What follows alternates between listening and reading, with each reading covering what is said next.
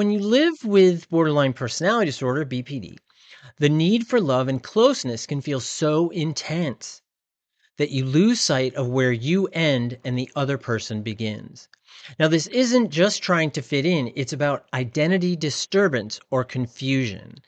And it's a core symptom of BPD, which is that unstable self-image. And in situations like this, you almost shape shift to stay connected, hoping that if you become exactly what they want, maybe they won't leave. Does this resonate? Does this make sense to you?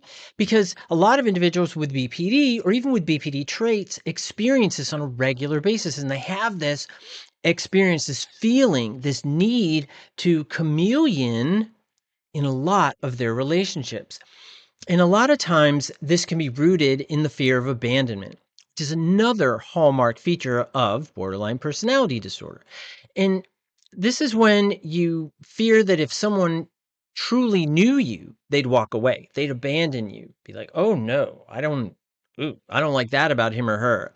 So instead, you want to blend into their life, hoping that by being agreeable, available, and even perfect will make them stay. And a lot of times you may not even notice when this happens.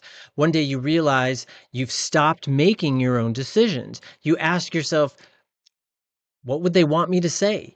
What would make them happy? And it's a removal of your sense of self in order to please that individual so they won't reject you, they won't abandon you. But it actually intensifies your feeling of emptiness. And for those with BPD that are in this situation, or even if you've had this experience before, you often end up changing your opinions to match theirs. You stop seeing your friends because they don't like them, or they say something negative about them. You ignore your needs, even the basic ones, in some instances, just to keep the peace. And this isn't about weakness. Don't confuse it with that. It's about survival. For individuals with BPD, that have that core content of fear of abandonment, rejection sensitivity, and emptiness, it's about survival. You may have learned those things over time.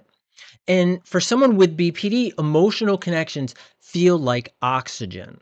So when the connection is threatened, you'll do anything to hold on to it, even if it means losing yourself.